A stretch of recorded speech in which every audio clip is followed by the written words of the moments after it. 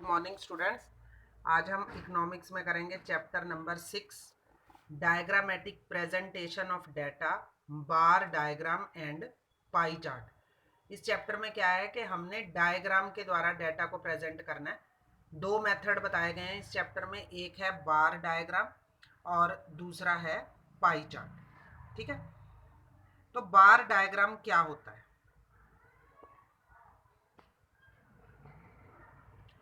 Bar diagram are those diagram in which data are presented in the form of bar or rectangle. बार या जैसे आयत जिसे बोलते हैं, आयत के रूप में जब हम किसी भी डाटा को प्रेजेंट करते हैं तो उसे कहा जाता है bar diagram. Bar are also called column, इसे कॉलम के रूप में भी हम जानते हैं। Bar and its feature, bar क्या होता है और इसकी क्या विशेषताएं होती हैं? Bar usually means a rectangular or some rectangular form. It shows some value of the variable. It has the following features. बार जो है वो एक रेक्टेंगुलर की तरह होता है, आयत की तरह होता है, और इसमें कुछ वैल्यूज वगैरह बताई जाती हैं किसी भी चर की, वेरिएबल की। और इसकी क्या क्या विशेषताएं होती हैं ये बताया गया नीचे। The length or height of the bar differ according to the different value of the variable, कि जितनी भी जो भी हम चीज शो कर रहे हैं उसकी जितनी भी वैल्यू है उसके अनुसार इसकी जो लेंथ और हाइट है वो क्या होती रहती है, चेंज होती रहती है। दैट इज लेंथ में बी मोर और less but breadth remains the same. पर इसमें क्या होता है कि जो लंबाई है वो तो कम या ज़्यादा होती रहेगी उसके अनुसार, जितनी भी हम शो कर रहे हैं, डिजिट शो कर रहे हैं, डाटा शो कर रहे हैं।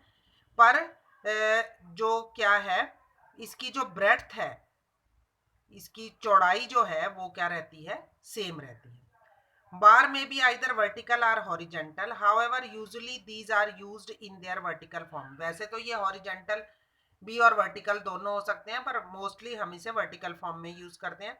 Bar are equidistance from each other, ये जो इनकी दूरी होती है ये बराबर होती है एक दूसरे के साथ। All bar are based on some common base line, और सभी बार जो हैं वो एक लाइन होती है उसी के ऊपर ही तैयार किए जाते हैं। Unless data assume some specific ordering, these should be presented in form bars of the ascending or descending order. तो डाटा को हम चूज कर लेते हैं प्रॉपर वे से, तो फिर इनको बार को हम या तो बढ़ते क्रम में या घटते क्रम में दिखाते हैं। To make the bar attractive these may be shared with different colour, और अगर हमने इसको अट्रैक्टिव बनाना है तो हम इसमें अलग अलग रंग जो है वो भर देते हैं। अब आगे आ गया टाइप्स ऑफ बार, कितने प्रकार की ये होती हैं बार। सबसे पहले है simple bar diagram. Simple bar diagram are those diagram which are based on a single set of numerical data. Different item are value are represented by different bar. अब ये क्या है कि जब हम केवल एक ही चीज को दिखा रहे हैं तो उसे कहते हैं सिंपल बार डायग्राम। जैसे कि ये एग्जाम्पल आपको नजर आ रहा है, इस एग्जाम्पल में हमने डेट ऑफ बर्थ के बारे में बता रखा है। Data related to birth rate, death rate, production level of the commodity are generally present in the form of simple bar diagram. These bar diagram present only a single set of numerical data. These diagram are more useful to present time series data such as individual value like weight of student, time series, birth rate accordingly. तो जैसे इसमें बताया कि इसमें केवल एक ही चीज के बारे में बताया जाता है। अगर हमने जन्म दर के बारे में बताना है तो ये जो एग्जाम्पल दे रखा है इसमें डाटा जन्म दर के बारे में शो कर रहा है कि बर्थ रेट बता रखी है, डिफरेंट ईयर्स में क्या क्या बर्थ रेट है, तो इसको हम इस तरह से शो कर देते हैं। जैसे हमने ये देखिए एग्जाम्पल में ओ एक्स पर हमने क्या दिखा रखे हैं, ईयर्स, और ओ वाई पर हमने बर्थ रेट दिखा दी। तो अलग अलग ईयर लिख लिए और इक्वल हमने इसकी डिस्टेंस रखनी है। और जैसे ये बर्थ रेट में 0, 10, फिर 20, फिर 30, फिर 40, फिर 50। अब 1951 से 60 में कितने हैं, 45 हैं, तो इसको 45 के रूप में शो कर दिया। इसकी जो चौड़ाई है वो एक जैसी रहेगी। अगर आपने 1 सेंटीमीटर के डिफरेंस में एक बार डायग्राम बनाया तो सभी उतने ही डिफरेंस में आपने बनाने हैं। तो इस तरह से ये शो करते हैं हम सिंपल बार डायग्राम।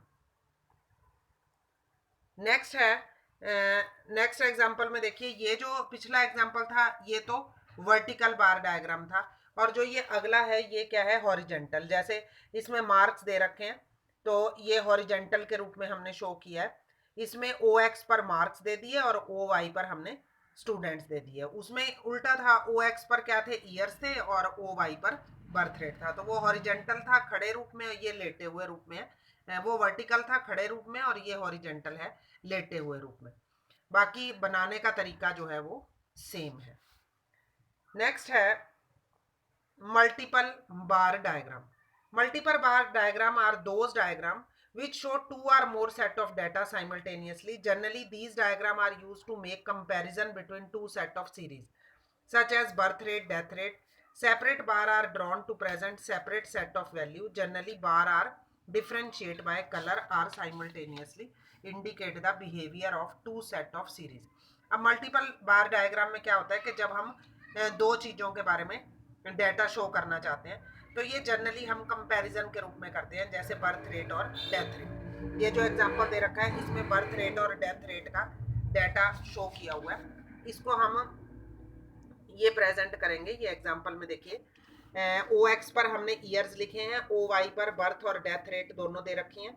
तो जो ये डार्क ब्लू कलर है ये किसको शो कर रहा है, बर्थ रेट को, और जो लाइट ब्लू कलर है ये डेथ रेट को शो कर रहा है। तो एक साथ ही ईयर का हम बना लेंगे। जैसे 46 आया इसमें बर्थ रेट, 36 आया डेथ रेट, तो से ईयर के इसके साथ ही कलर चेंज करके हम इसको शो कर देंगे। नेक्स्ट है subdivided bar diagram are differential bar diagram. Subdivided bar diagram are those diagram which simultaneously present total value as well as part value of a set of data. अब इसमें क्या करना है हमने कि टोटल वैल्यू डाटा की निकाल लेनी है, टोटल निकाल लेना है हमने, और उसको एक बार में शो कर देना है, और जो उसके आगे बाकी पार्ट्स जो हैं उनको अलग अलग शेड में उसी में से ही शो करना है। जैसे ये एग्जांपल देखिए, इसमें क्या बताया गया है कि following table show production of electricity from different source of India during 2010-11 से 13-14 तक। प्रेजेंट द डाटा इन ए सब डिवाइडेड बार डायग्राम। तो सब डिवाइडेड बार डायग्राम में हमने ये डाटा प्रेजेंट करना है। 2010-11 में हाइड्रो इलेक्ट्रिसिटी है 46, थर्मल इलेक्ट्रिसिटी है 64, तो इसका टोटल हो गया 110। इसी तरह से सबका हमने टोटल निकाल लेना है। तो जब हम इसको शो करेंगे, ये देखिए एग्जाम्पल में, इसमें ईयर नीचे ओ एक्स पर दिखाए गए, तो 2010-11 का पहले हमने 110 तक का एक बार डायग्राम बना लिया। उसमें 46 है हमारी हाइड्रो इलेक्ट्रिसिटी, तो 46 पर हमने पहले निशान लगा लिया और इसमें डार्क ब्लू कलर कर दिया, ये आ गया 46। अब जो बाकी का ऊपर बच गया वो लाइट कर लेंगे, वो आ जाएगा 64। तो ये होता है सब डिवाइडेड बार डायग्राम, मतलब एक ही हमने बार में दो चीजें शो करनी। नेक्स्ट है percentage bar diagram. Percentage bar diagram are those diagram which show simultaneously different parts of the value of a set of data in term of percentage. अब इसमें हमने क्या करना है कि परसेंटेज निकाल लेनी है, और परसेंटेज के रूप में हमने एक ही बार डायग्राम में सभी चीजें शो करनी है। Total value indicate by total length of a bar is assumed to be 100। अब इसमें टोटल लेंथ जो है वो 100 मान लेंगे। Each part thereof is shown as a part of 100। These part may be shaded with different color in order to highlight the difference. In fact, these diagram are a different form of subdivided bar diagram. Percentage bar diagram are used generally when the value are of a high magnitude. जब बहुत ज़्यादा level की values होती हैं तो उनको हम 100 के रूप में उसकी परसेंटेज शो कर देते हैं, और एक ही जैसे ये सब डिवाइडेड में डायग्राम में शो किया है वैसे ही उसको शो कर देते हैं। जैसे ये इसके रिगार्डिंग ये एग्जांपल दे रखा है, इसमें देखिए इसमें क्या बता रखा है, gross domestic product. Gross domestic product बता रखा है हमारा इंडस्ट्रीज का, प्राइमरी सेकेंडरी और टर्शरी। अब देखिए इसकी जो फिगर है वो काफ़ी बड़ी है, तो हमने इसका क्या कर लिया, टोटल कर लिया। अब टोटल करने के बाद हम इसकी क्या करेंगे, परसेंटेज निकाल लेंगे। परसेंटेज कैसे निकालते हैं, जैसे प्राइमरी सेक्टर की आपने निकालनी है ईयर 2010 की, तो जितना प्राइमरी सेक्टर का टोटल है ये 8222415 डिवाइडेड बाय जो इनका टोटल है नीचे 4937006 मल्टीप्लाई 100, तो ये परसेंटेज आ जाएगी हमारी 16.66। ये जो नीचे सॉल्यूशन में दे रखी है परसेंटेज 16.66 आ जाएगी। उसी तरह से हमने सेकेंडरी की निकाल लेनी है, फिर टर्शरी की। तो फिर इस परसेंटेज का टोटल करके देखेंगे, ये टोटल कितना होना चाहिए, 100 होना चाहिए। ठीक है, फिर इनकी हमने क्या निकाल लेनी है, क्यूमुलेटिव परसेंटेज। क्यूमुलेटिव में क्या करेंगे, जैसे पहले है 16.66, इसमें 26.03 प्लस कर देंगे तो ये आ जाएगा 42.69। फिर इसमें 42.69 में 57.31 प्लस कर देंगे तो ये आ जाएगा 100। तो जब हमने इसको बार डायग्राम में शो करना है तो सबसे पहले 16.66 पे एक अलग डिफरेंट कलर कर देंगे। उसके बाद अगला है हमारा 42.69 क्यूमुलेटिव में, तो यहाँ पर 42.69 पर लाइन लगा देंगे और इसमें अलग कलर शो कर देंगे। ये कितनी परसेंटेज होगी, 26.03। और जो ऊपर की बाकी की परसेंटेज बच जाएगी वो होएगी हमारी 57.31 और ये पूरा का पूरा डायग्राम बन जाएगा। और इनमें जैसे हमने 3 ऑस्पेक्ट शो किए हैं, प्राइमरी, सेकेंडरी और टर्शरी, तो इनके डिफरेंट कलर कर देंगे। नेक्स्ट है deviation bar diagram. Deviation bar diagram are used to compare the net deviation of related variable with respect to time and location. Bar representing positive and negative deviation. अब deviation में क्या होगा कि इसमें हमने पॉजिटिव और negative, जैसे minus में है तो वो नीचे की तरफ बनाएंगे, अगर प्लस में है तो वो ऊपर की तरफ बनाएंगे, इसलिए इसे डेविएशन बार डायग्राम का नाम दिया जाता है। Such type of diagram represent the deviation in magnitude as well as in the direction. तो ये हमें डिफरेंस डेविएशंस को शो करते हैं। जैसे देखिए ये एग्जांपल, ईयर दे रखे हैं इसमें, तो हमने OX पर ईयर लिख लिए। उसके बाद सेविंग या डेफिसिट है तो सेविंग प्लस में आएगी, वो तो ऊपर आएगी, और जो डेफिसिट है वो माइनस में आएगा, वो नीचे। जैसे 2009 में 30 है तो ये ऊपर बन गया बार, 2010 में 20 है तो ये नीचे बन जाएगा। इसी तरह 2011 में 10 है तो ये ऊपर बन जाएगा, 15 है ये भी ऊपर बन जाएगा, 13 में 25 है ये नीचे बन जाएगा, और 14 में 20 है तो ये ऊपर बन जाएगा। तो इस तरह से ये हमारे हो गए बार डायग्राम। अब अगला टॉपिक था इसमें क्या, pie are circular diagram. Pie diagram is a circle divided into various segments showing the percentage value of the series. This diagram does not show absolute value. Construction of a pie diagram involve the following step. जब हमने पाई diagram बनाना है तो ये एक इसे circular diagram भी कहा जाता है। इसका दूसरा नाम पाई डायग्राम का क्या है, सर्कुलर डायग्राम। ये एक सर्कल के रूप में शो होता है। तो इसमें हमने कैसे डाटा शो करना है, ये इसके स्टेप्स हैं। सबसे पहला स्टेप क्या है कि as a first step absolute value of the series are converted into percentage. Percentage में हमने वैल्यू को कन्वर्ट करना है। To illustrate, if in a class of 45 student 20 are first divisioner, 15 are second divisioner and 10 are third divisioner, then the term of percentage value it would be means. अब जैसे 45 बच्चे हैं आपकी क्लास में, जिसमें 20 की फर्स्ट डिवीजन आई, 15 की second आई और 10 की थर्ड आई, तो इनको पहले परसेंटेज में निकाल लो। परसेंटेज में कैसे निकालेंगे, 20/45 गुना 100, 44.45 आ गई फर्स्ट डिवीजन की। इसी तरह से 15/45 गुना 100, 33.33 आ गई सेकंड डिविजनर की। थर्ड की आ गई 10/45 गुना 100, 22.22। तो सबसे पहले हमने डेटा को किस में कन्वर्ट कर देना, परसेंटेज में कर देना। सेकंड नंबर पर क्या करना है, draw a circle and note the fact that within a circle we can draw 4 angle of 90 degree. अब पाई चार्ट तो आपने 10th में भी कराई है पाई डायग्राम, तो इसमें हमने सर्कल बनाया और सर्कल में इस तरह से लाइनें लगानी है। ये देखिए डायग्राम में कि 4 एंगल हमारे 90 डिग्री के बन जाएंगे। ठीक है, 90 डिग्री ईच हो जाएगा। So that a circle comprises 90 × 4 360 degree. तो ये पाई चार्ट जो होता है ये 360 डिग्री का होता है। जैसे इसमें एंगल भी बता रखे हैं कि ये हो गया angle ABC plus angle ABD plus angle EBC plus angle EBD, ये सारे बन गए 360 डिग्री के। However, the circle called pi is to be finally divided on the basis of given actual data. thus given the percentage share of first divisioner, second divisioner and third divisioner respectively. अब हम इसको show कर देंगे जो हमने अभी division निकाली है।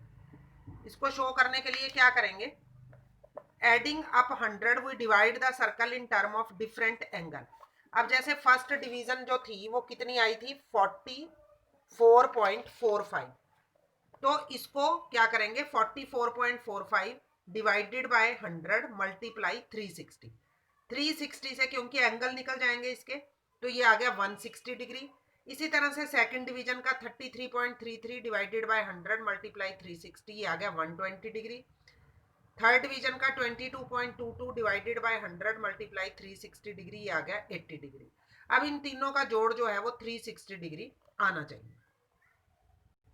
अब इसको हमने इस पाई चार्ट में शो कर देना है। आप इसको उसके साथ जो आपके पास डी होती है उससे शो कर सकते हो। 160 डिग्री पे पहले निशान लगा लेंगे, ये हो जाएगा हमारा फर्स्ट डिवीजन का।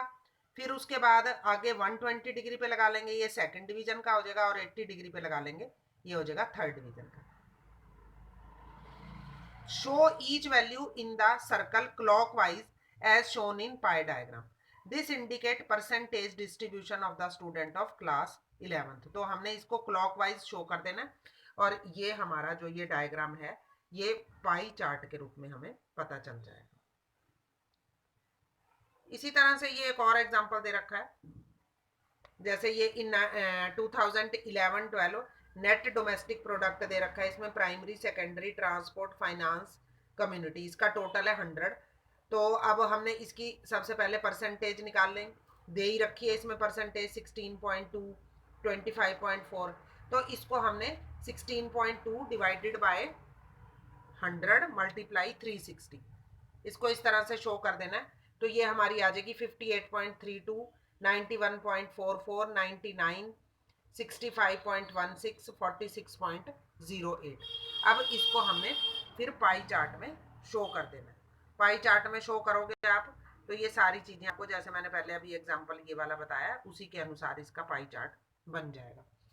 तो इससे ये आपका चैप्टर यहाँ पे कंप्लीट हो जाता है। इसके कुछ एग्जाम्पल हैं वो आपने अच्छे से पढ़ लेने हैं, और इससे रिलेटेड जो आपके पीछे शॉर्ट आंसर टाइप क्वेश्चन है और जो मेन क्वेश्चन है प्रैक्टिस के लिए एग्जाम्पल्स वो भी दे रखे हैं, क्वेश्चंस दे रखे हैं न्यूमेरिकल्स, वो आपने करने हैं। Thank you.